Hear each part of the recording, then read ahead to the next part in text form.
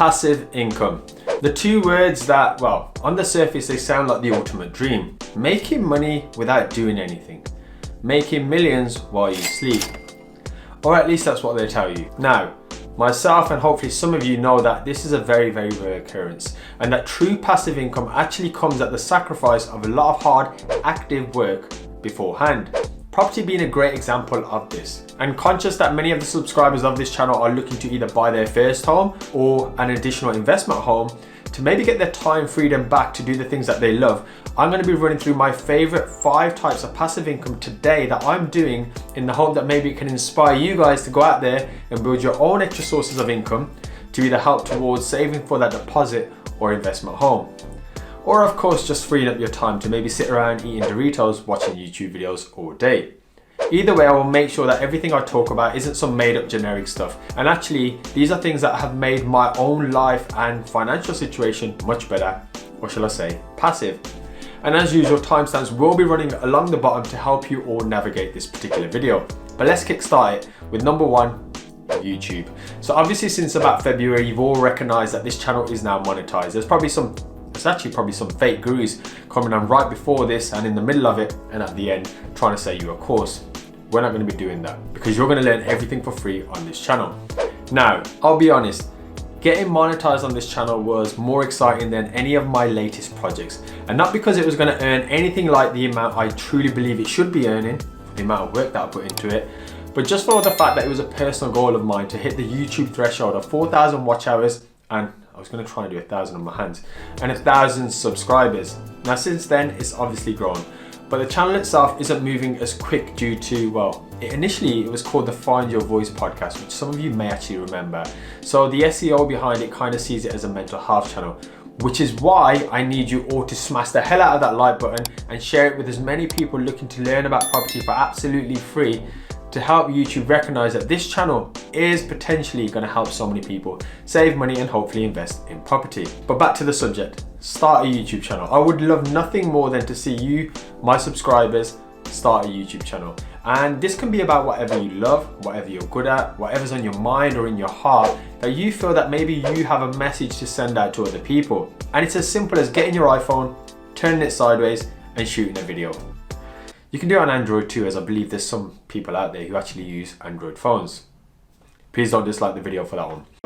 Now, in terms of making money through YouTube, there's a thing called AdSense, which essentially runs via Google. But it's not the only way to actually make money via YouTube. And if you're interested in making money through different streams just from one video, then let me know and I can maybe do a video on that in the future. But AdSense is predominantly the main way that you're paid on a monthly basis. Now, what I will say is the thing with YouTube is you never actually know when a video is going to actually blow up. So for example, some of my videos get low views because it might not be a trending topic. However, in the future, it can blow up. And this is a prime example here. My skipping rope video I did on my fitness channel back in the day. Back when I used to rock a 6-pack and eat 4,000 calories a day, it actually blew up during the first lockdown. And it was actually a link in that video that made me some cash. Which brings me nicely over to the second point, Amazon affiliates. Now, the skipping video itself, when I actually used to be quite fit, has made some passive income. Man, I miss those days when I actually used to be fit. Now it just feels like I sit in this chair all the time and my ass is literally changing shape. Anyways, I digress. If you take a moment to look in the description, maybe in this particular video or any of my previous videos, there are some Amazon affiliate links there of some equipment that I use, some books I've read, and just some of the camera shooting stuff. Now sometimes, not always, people do click those things and they can buy the same stuff for exactly the same price, but I get a little bit of cashback back and it makes me smile inside. Now, as you grow your audience, having these little links scattered around, where again, it's not charging anyone else anymore, allows you to potentially turn those pennies into pounds. And it can really start to ramp up. Now my channel is so small, but seeing a pound transaction here and there from an Amazon affiliate, it kind of makes me a little bit excited because 1, I know that it works, and 2, I truly believe that when this channel does grow, hopefully sometime in the future, that £1 to £2 can turn into £200 to £300. Who knows? So anyway, the point of this particular passive income strategy is to get you all to now go into the description and buy something. I'm just kidding.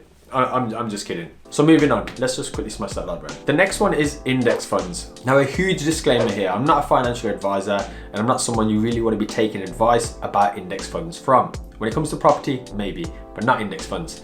So in terms of my investments in this kind of stuff, I am throwing some spare cash into stocks, index funds, ETFs, and crypto as well, because that just seems like the thing to do right now.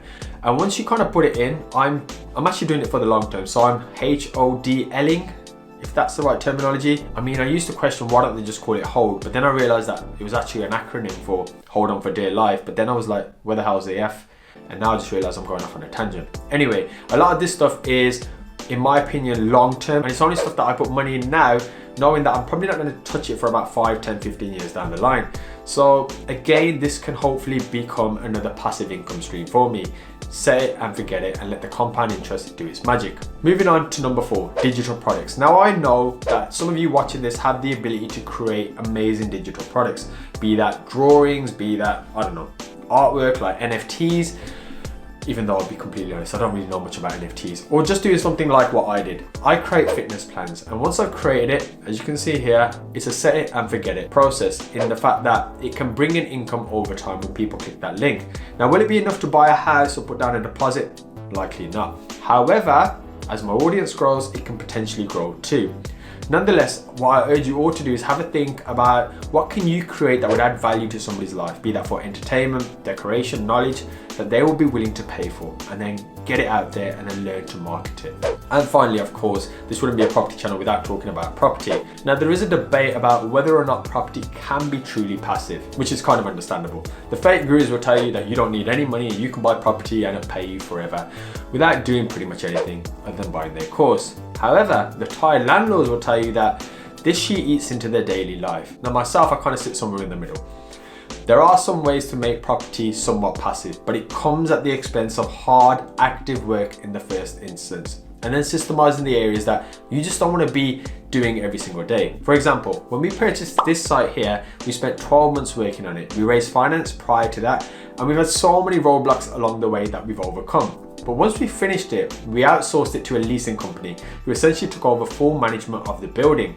This was perfect for us because it meant that since it had been rented, which I think it's been about 3 or 4 months now, I can't even remember. I kind of forget track of the days in lockdown. I haven't had to worry about it. I get paid every single month into my account. So while I sleep, I make money. While I talk to you guys, I make money. And while hopefully you guys smash the like button and respond in the comments below, I essentially make passive income. So it's definitely possible.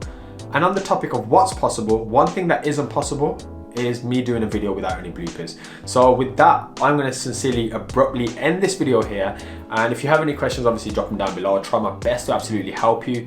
And if you are interested in learning about any more income streams, me and the wife did do a video here of the 20 income streams that we've kind of done over the last few years that may be of interest. It's a long watch, so only click it if you want to watch it. And until next time, thanks so much for watching. Now, in fact,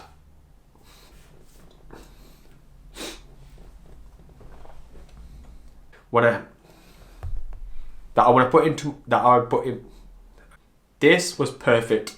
Excuse me, I was about to burp. That's very rude. This was pardon me. Let's try that again. Best to absolutely help you. And I'll thank you.